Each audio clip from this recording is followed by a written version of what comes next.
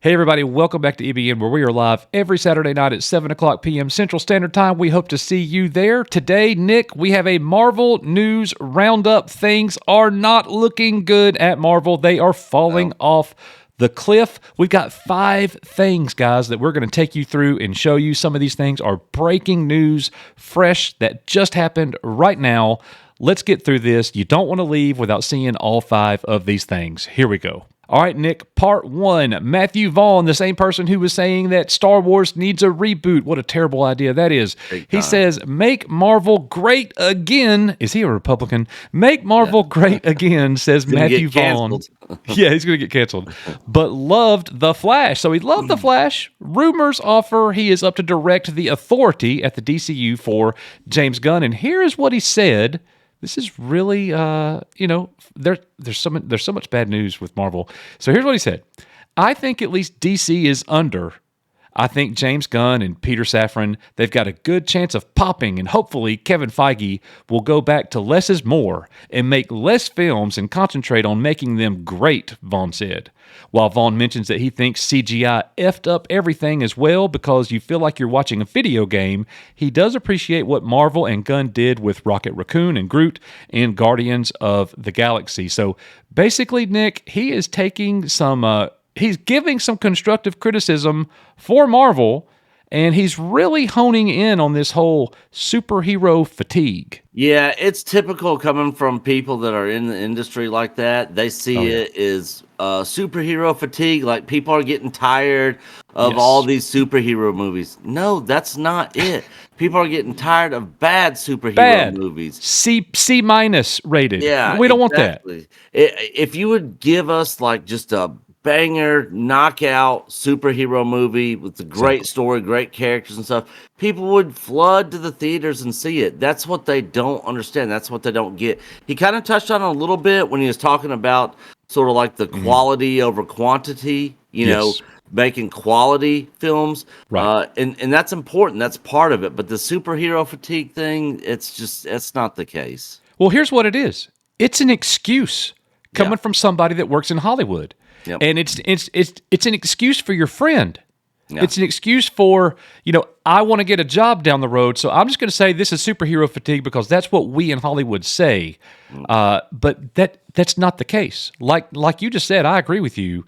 If they put out a banger superhero movie, I'd go watch one every week if they released one every week. Yeah.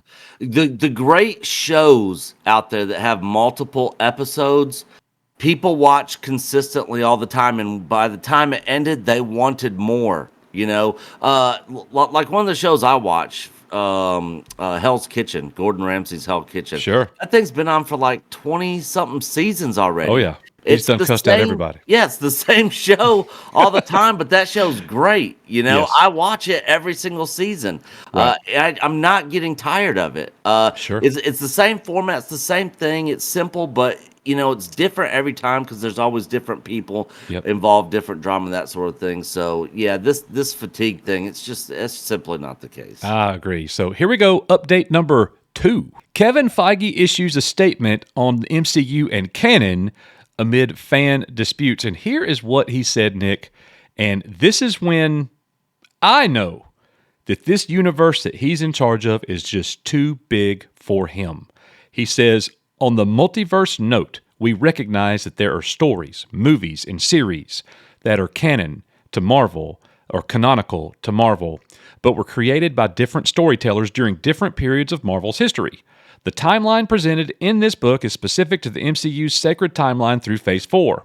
But as we move forward and dive deeper into the multiverse saga, you never know when timelines may just crash or converge. It's too big, Nick. They're going to have all kinds of continuity issues, and that's what he's saying right here. Reboot, remake, all kinds of issues. Things aren't going to line up. Marvel is just too dang big for them to manage. Yeah, and this has kind of been rumored to be going on for a while now. This whole soft reboot thing with the multiverse and all that. They don't have a choice. They have to.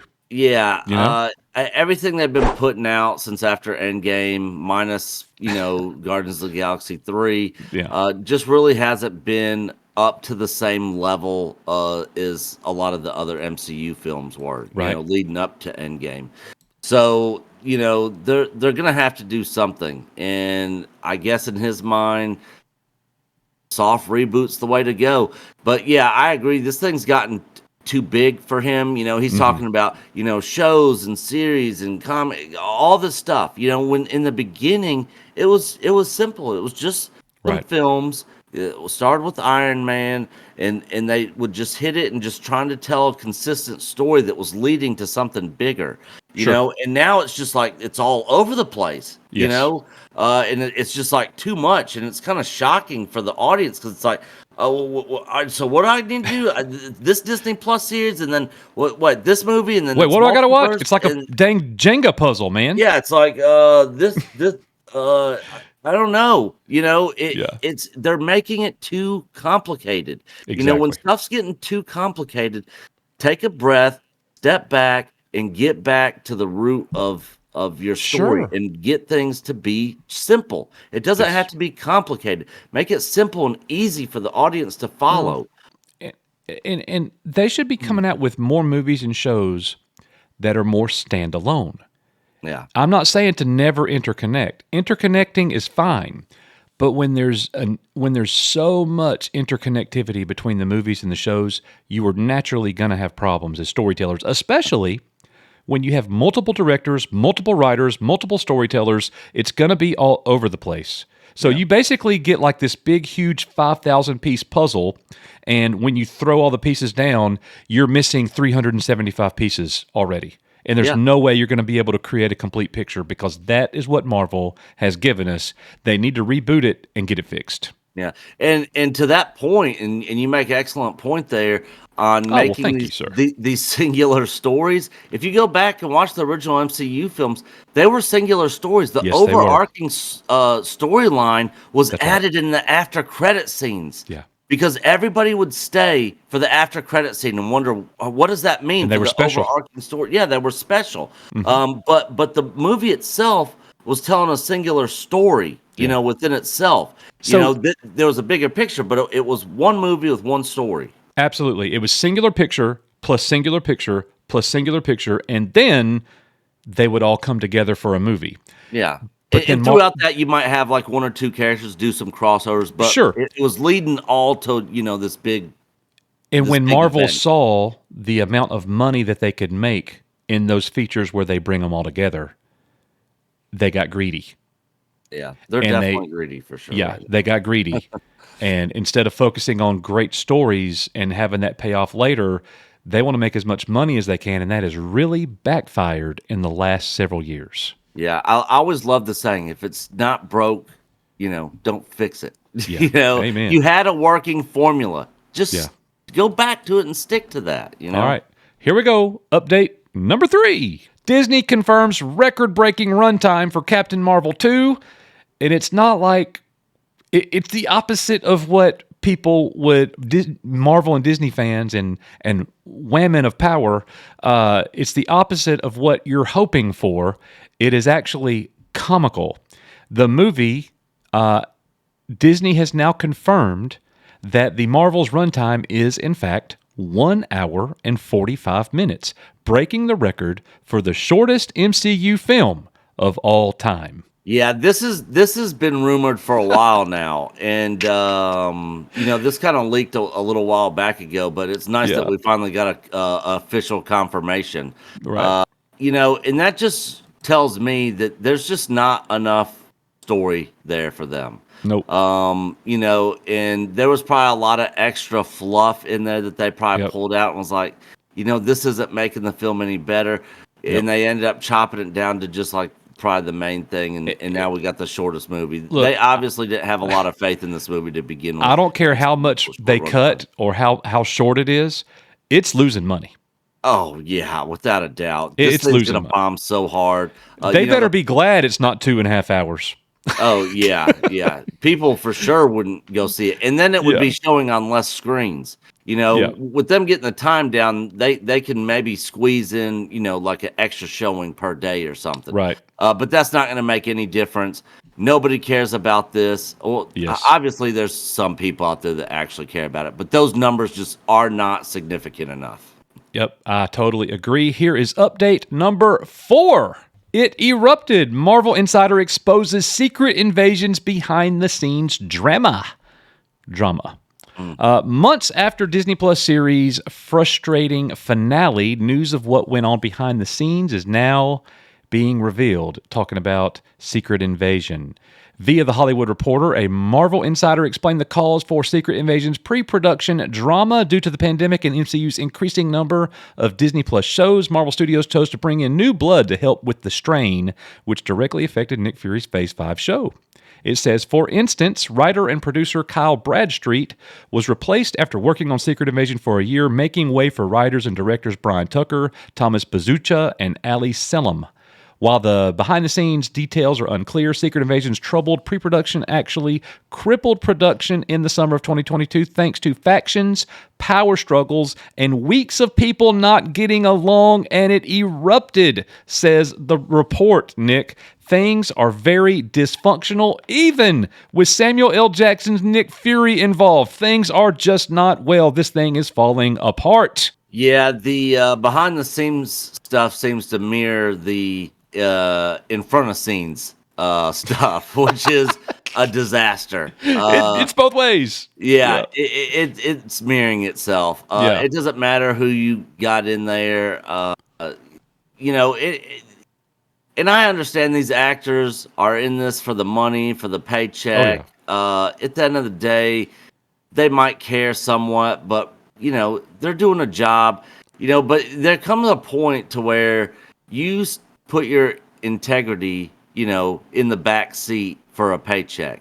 If I was to read some of these scripts, if I was like somebody like a Samuel L. Jackson, I'd be like, I'm not putting my name and associating with this. This is hot garbage. Sorry, not happening. Either you fix and rewrite this story, or you can just replace me because I'm not putting my name on crap.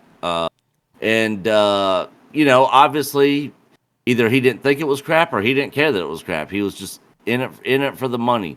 So that's why when they say, this studio or this director's getting this actor to be in the movie or whatever, that means nothing to me. Like, all right, cool. It's a mess over there at Marvel, and I don't see it getting fixed anytime soon. Well, things might be a little bit better eventually, because update number 5, ladies and gentlemen, is something that actually might be good. Holy crap. And that is, of course, Deadpool 3. It has been moved back, Nick. Well, fingers crossed. Yep. Sean Levy. Finally, we're getting Wolverine in his real outfit. Finally, for the first time ever. And it looks like he's going to pull that off. It looks good. Yeah. But director Sean Levy talks up the movie as the release has been delayed. And let's see what he says right here. I love the proliferation of casting rumors on the internet because I never have to say what's real and what's fantasy. So I'm just going to go with the very cliche no comment on all things casting in Deadpool 3. I will say we're lucky on this one. There's certainly, is this an answer? A lot of the internet rumors are completely false, but some of them aren't. He made all kinds of comments. You have 2 major movie stars together in a movie playing their most iconic signature roles. So the story, the tone, the movie itself leans into the gift of having Deadpool and Wolverine co-starring in a movie for the first time. So we're definitely not running away from that. Nick, I'm just going to go ahead and say here, as a fan of Deadpool, but especially Wolverine, this could be a great movie if Hugh Jackman's Wolverine is truly a co-character in the story. He don't need to make an appearance. He don't need to be in it for 30 minutes. He needs to be in the movie. You know what I mean? Along with Deadpool side by side. That could be an incredible movie. What say you? Yeah, so who knows if the rumors and stuff are true surrounding this movie, and if you guys haven't heard them, I'll just tell you, this may not be true, may be a spoiler, may not be a spoiler, but rumor has it that Hugh Jackman's Wolverine is not actually Wolverine. It's actually this whole multiverse thing, and it's just it's actually Hugh Jackman who played Wolverine in the X-Men movies that's in this Wolverine costume. That will be the worst thing that could ever do. So it's not really Wolverine. It's just the actor Hugh Jackman, that's in the Deadpool movie and is. You know, the irony there is that Hugh Jackman said he would never play Wolverine again. Yeah, and so the reason that the rumor says out there that the reason he decided to come back is because it's not really Wolverine. He's actually going to be playing himself, the actor who played Wolverine. And so he was okay with that, and that's why he decided to come back. That'll be one of the dumbest mistakes ever. Yeah, I'm not a fan of that. Could it work? Maybe, but that is a long shot. I have no interest in seeing that. So, I'm really looking forward to Deadpool 3. I want it to be good, but if this thing kind of sounds like it could also be a mess a little bit if the rumors are true. Right. If they're not, then this has potential to be one of the greatest comic book films of all time. It does. If it's Wolverine. Yeah, if it's Wolverine. Yeah. And depend on how they do it. But Ryan Reynolds is involved. We know it's going to be R-rated.